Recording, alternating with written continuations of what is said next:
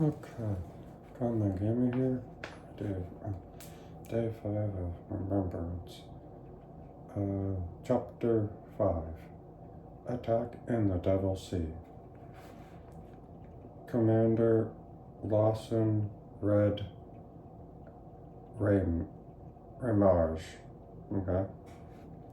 Commander Lawson read Remberce peered through the periscope of his submarine, the USS Perche, searching for signs of a Japanese convoy in the heavy traveled waters off the coast of Taiwan. It was June 1944 in a battle active area the sailors called the Devil's Sea. See anything yet, Captain Red? Asked Quartermaster R.L. Devbach. The commander chuckled and said nothing but a sky locked out parachute on the number 1 periscope. Can't tell what kind of bird he is, but his toilet habits have very proper purring on his pipe, ranching, stepping away his wavy red hair, nearly touching the ceiling. More than a few Navy men question why a tall officer such as Remberce would volunteer for duty in a cramped submarine. Salt water seemed to flow throughout the veins of the 35-year-old officer from Beaver Falls, Massachusetts. A Naval Academy graduate, Remberce made the Navy his career and decided that the best way to become a commander was to volunteer for service as a submariner. Never mind that it was the risk of the Navy. One of the every 5 U.S. subs sank during World War II at Pearl Harbor. Remberce had taken over command of the Perche was named after a small, brightly colored tropical fish that swims upside down or on its side through ancient coral reefs. All American subs at the time were named after fish. The football field long sub had a crew of 66 and 10 torpedo tubes, 6 in the bow and 4 in the stern.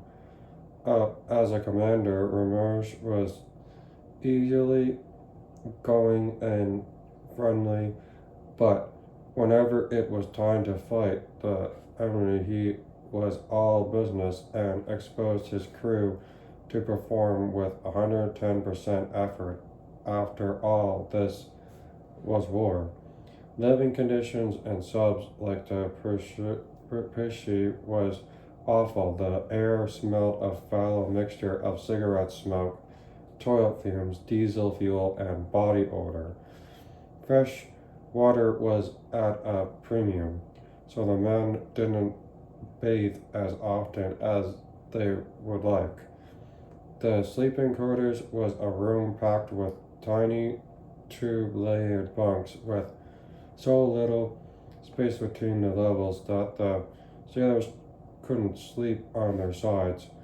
The torpedo men slept on bunks that were either suspended over beside the torpedoes because the space was at a premium. There was enough bunks for everyone. In some cases, the 3 men shared 2 bunks, while one was on watch.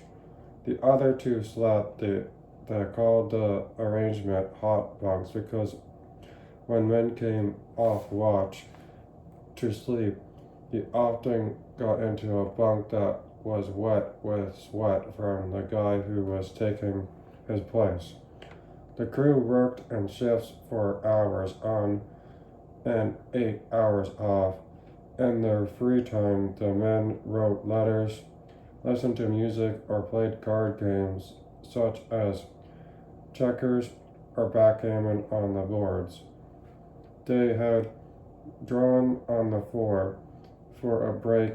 Remberce read in his own tight quarters, which featured a bunk's small desk chair, fold up wash basin, and a safe where he kept secret documents. Working through to shoulder and conference area was stressful, so Remberce tried to make life in the sub as tolerable as possible because it was usually hot inside. He and his sailors wore shorts and sandals and got bare chested. He rarely made them put on their uniforms. The Percy was on a 2-month war patrol with the USS Steelhead and USS Hammerhead and a wolf pack, a group of submarines cruising together, looking to sneak up on enemy vessels and torpedo them. Patrol runs played havoc with the crew. Through the most days were boring as the sub guided along an empty ocean. The men remained alert, prepared to act on moment's notice. If the enemy was sighted, whenever that happened, the next minutes and hours would swirl into terror and heart-stopping battle action. On this latest patrol, the men were somewhat relaxed because a bad storm was stirring up the waves. The British submerged. It was always a challenge for the sub to two cooks and one baker to keep the pots and pans on the stove during rough seas. None of us prepared full meals that included ham, turkey, roast beef, or steak. The baked pies, cakes, cookies, and crew favorite caramel rolls, all in incredible small 4-foot by 5-foot area. A dinner that might have the storm baker Bob Hall brought out a cake that was 4 inches thick on one side and only 1 inch thick on the other. Sorry, Captain, for how this angel food cake looks, but it was in the oven while we made an unexpected dive, and that's why the cake leans to starboard. No need to apologize, Hall. This is not an imperfect angel food cake. It's perfect angel food cake. Remberce then took a bite. Delicious. We walked away smiling. The next day after the Percy had surfaced, Remberce told on the bridge of the conning tower, the structure above the deck, gazing out the choppy water. Next to him, one of the men handing out the garbage down to cook J.T. McGuire, who was on the deck dumping trash over the side. But then McGuire lost his balance when a large wave crashed into the submarine and he toppled into the water. Man overboard, shouted the other sailor. Remberce leaned from the bridge and under the deck as another wave picked up McGuire and shoved him back towards the sub. Clutching onto the railing, one hand, and leaning over the other side, Remberce gave McGuire by the arm, yanked him out to the hood bridge. Shake Cook to the ladder and led to the bridge. I don't know how to thank you, Captain Red, sputtered McGuire. You saved my life. It's a life worth saving, Regard. You the best cook in the fleet. But what if I wasn't a good cook? Winkering, the captain replied, It's a long swim back to Pearl Harbor.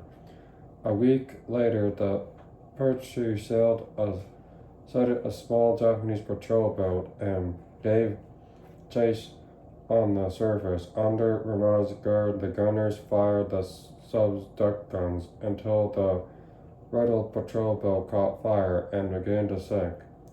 Seeing 6 survivors scrambled into a lifeboat, Remberce ordered the Percy to pick them up. As the sub moved into the raft, the Japanese made it clear they did not want to come aboard.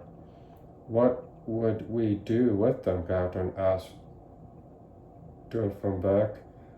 Well, crews tried their machine guns on the survivors. Well, if the Japanese don't want to take advantage of our hospitality, let them have a goodbye and go on our way, Remberce replied. The Percy left the Japanese to fend for themselves in open water. Shortly after midnight on the 4th of July, the Percy encountered 3 Japanese vessels, a large destroyer, and 2 heavy cruisers. I think we should introduce these ships to our torpedoes, Remberce said from the bridge. Battle stations, a sub close within range. The destroyer opened fire with a salvo almost immediately by several shots from the cruisers. They already shot exploded on port side of the Percy and went off starboard, all within 100 yards. How many meters is that? That's a little too close for comfort, said Mirage. All hands below. Dive, dive, dive.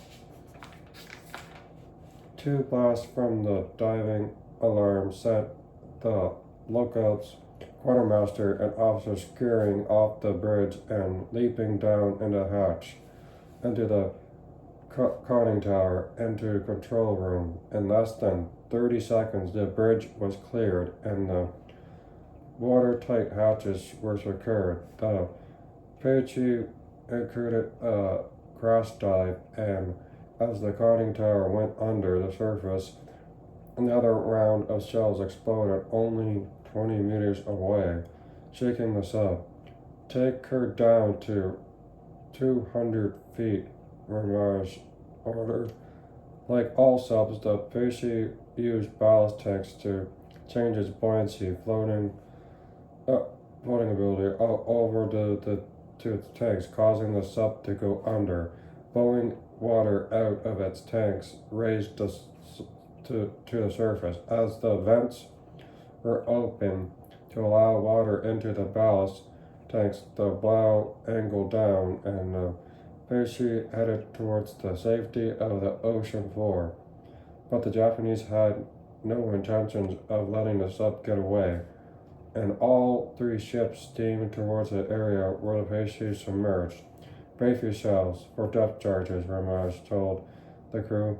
Moments later, a watertight barrel filled with highly explosive material sent to the bottom at the desired depth were dropped from one of the ships. Kaboom!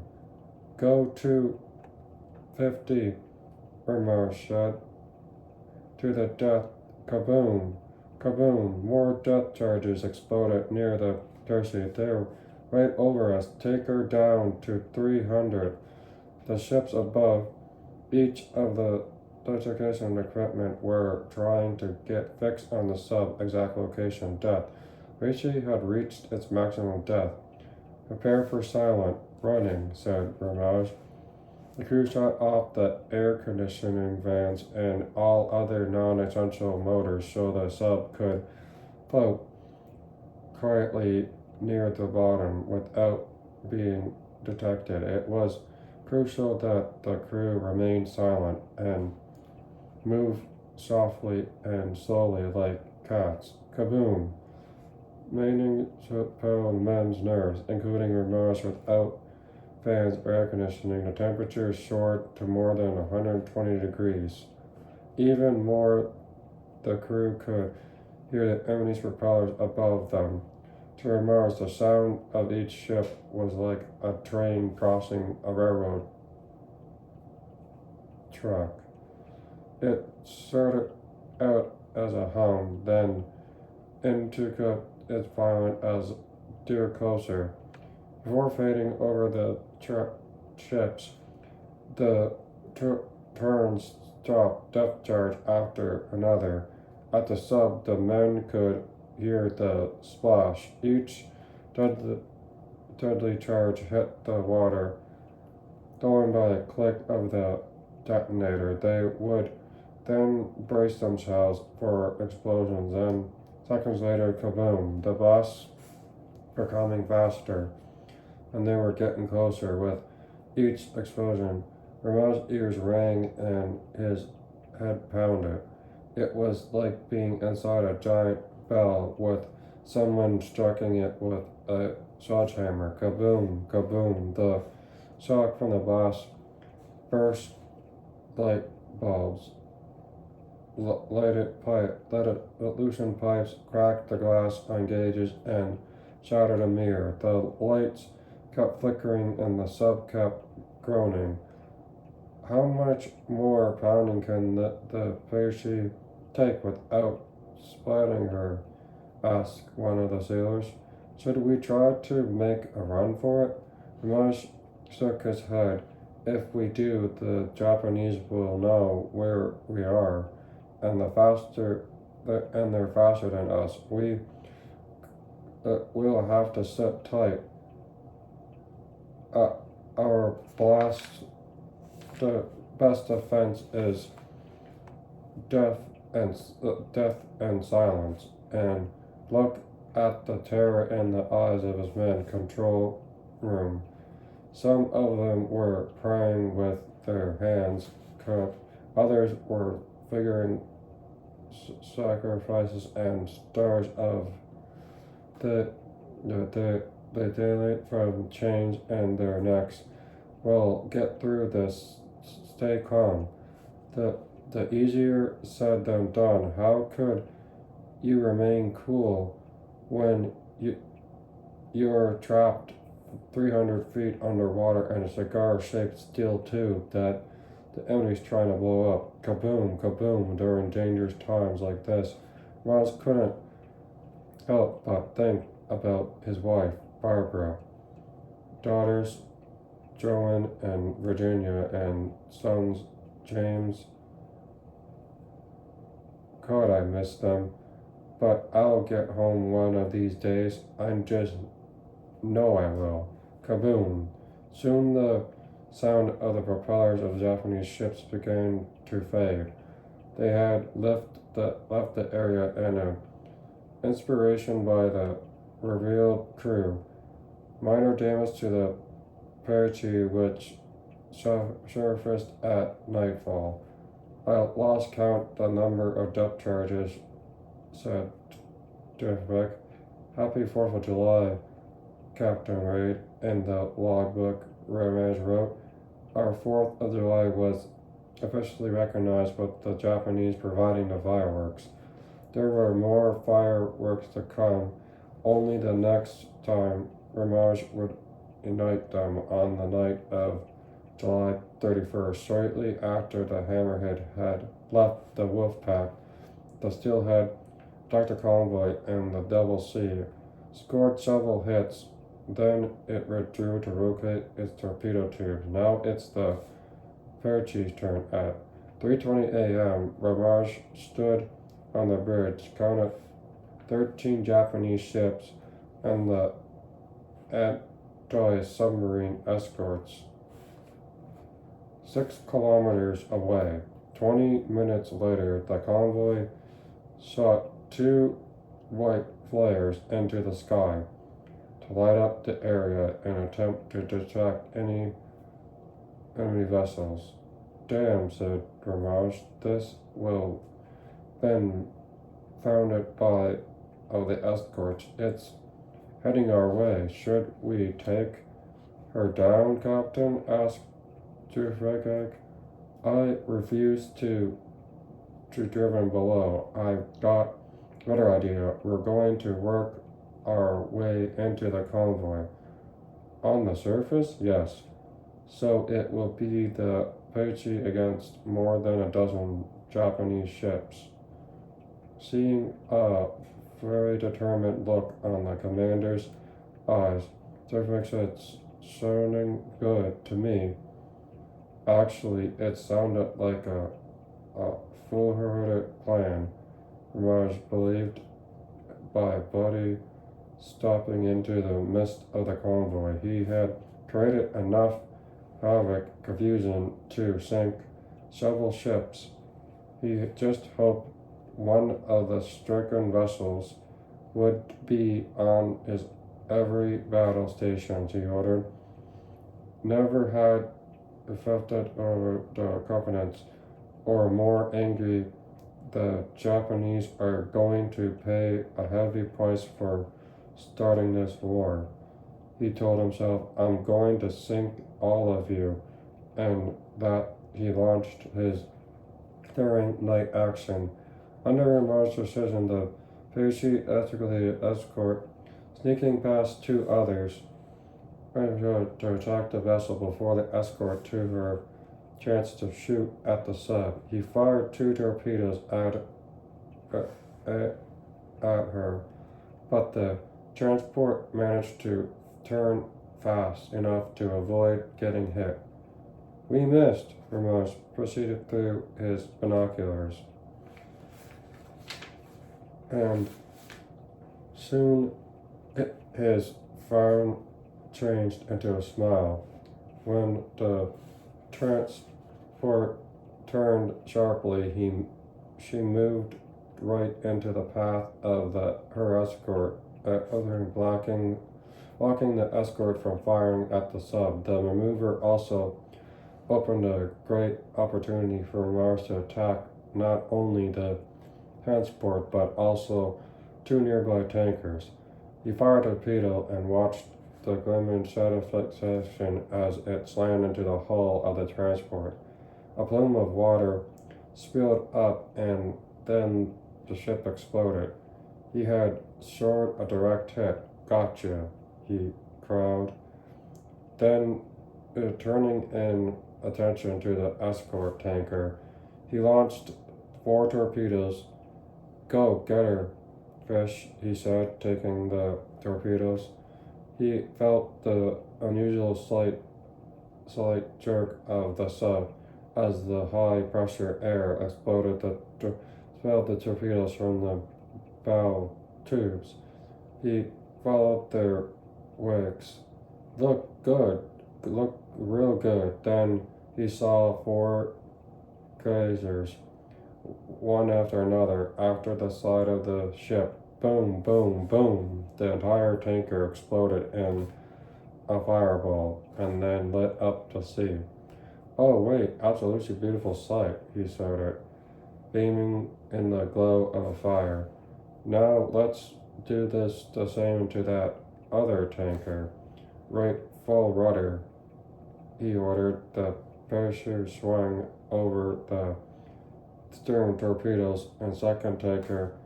Fire 1, fire 2, fire 3. The first torpedo struck past the tanker now, but other than unfortunately that didn't blow up. But Remberce could tell that the tanker had been damaged and was slowing down.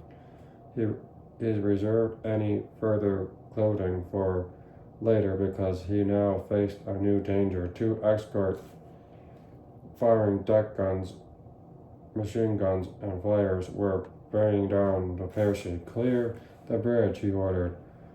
Defensive, you stay here with me. The rest get down. I don't want any else getting shot at and ending up on the Africa patrol dead. The 2 lookouts and the 2 officers who had been standing next to him hurled down the hatch. Everywhere Remberce looked, surrounded by Japanese ships, many of them zigzagging, trying to escape the crazy American commander, while others were roaring towards him. Exposed by light glares, different sailed passing close. Overhead, Remberce felt incorrect. He tried to passing over build and most dangerous, more of thought to go.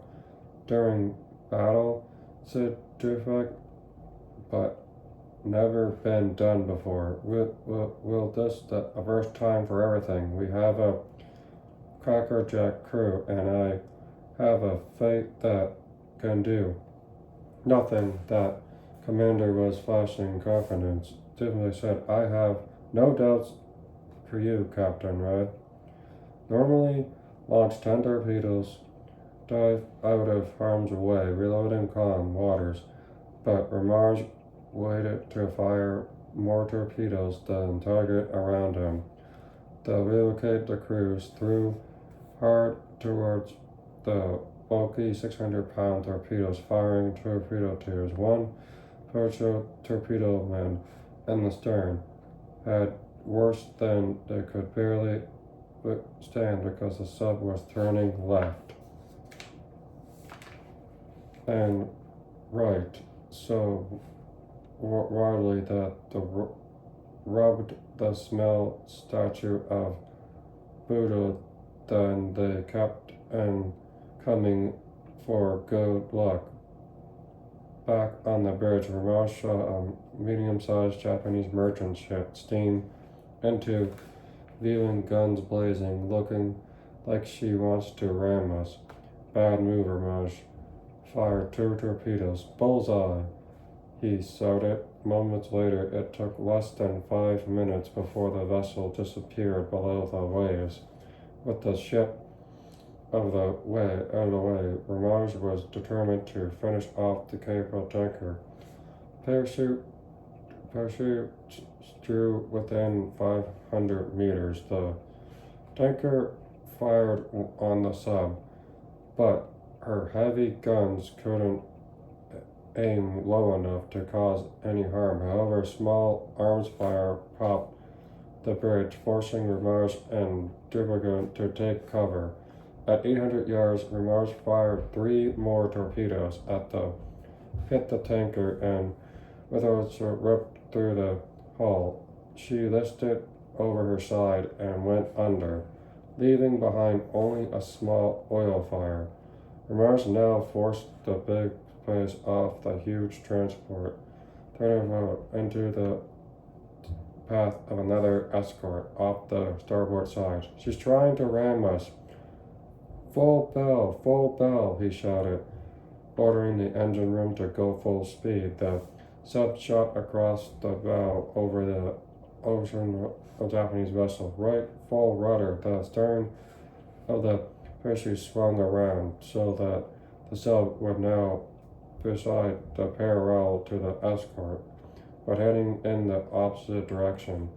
2 vessels passed within breathing close to 50 feet of each other. The Japanese sailors listed over the side and, thrusting their arms in the air, began yelling and cursing at Remberce. The captain tipped his cap and surgically yelled back, enjoy the rest of the evening, you some buckets, because I'll be your last. The parachute was out of range, yet Remberce forced the sub boxed over the side. 2 escorts that were firing at him, adding to the dilemma. The big transport was dead ahead. Everyone wants to ram us tonight. He took a deep breath. I got to fire straight down their throat.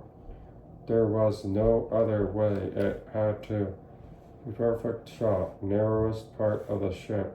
Anything less than the parachute would be crushed by the huge transport. Fire 1 to the SMA. The torpedo drifted off to the right. Time was running out. Remberce made a quick adjustment, yelled, fire 2, fire 3. His own breath. Come on, fish. Come on. burned down head slammed into the bow of the transport. Stop, overcoiled. What? Way to go, Captain, Derspark shouted. Shall we get out of here? Not yet. I want to finish her off, closing in on the transport boat. Fire one stern, shot at 800 meters, for another bullseye. Damn it, why won't she go down? He maneuvered the sub, preparing for another shot. Suddenly the transport raised her stern into the air with straight down head first into the cold depths of the ocean. I think we had enough fun tonight, said Remberce. Time to leave this party. As the sub waved away from the stricken convoy, the Japanese were still firing weapons in the darkness at the submarine and mistakenly at each other. The Persian amazing attack lasted 46-hour racing minutes. Remberce had fired 19 torpedoes and scored 16 hits. He had damaged or sank 5 vessels. Later that morning, Remberce addressed his men. Many of them had been so busy performing their duties during the attack, they had no idea that what had happened. The men cheered when they learned of the damage that had caused the convoy. I have never seen more proud of my crew, Remberce said. I am honored to be your shipmate. They roared the approval, but the loudest overheard came when he told that because the Percy was out of torpedoes, a sub would be returning to Pearl Harbor for the crew. That meant 2 weeks of sun on the beaches of Hawaii. For this utter fearless daring, as her tactical skill at attacking a Japanese convoy at night and on the surface, Remberce was awarded the Medal of Honor in 1945. He later was promoted to Vice Admiral and became one of the Navy's most decorated submariners. In 1990, Remberce died at his home in Fayetteville, Maryland, and was buried in Adelgone National Cemetery. 5 years later, the Navy commissioned a new guided missile destroyer and named it USS Remberce in his honor. That's the end of chapter 5. I want to say thank you to the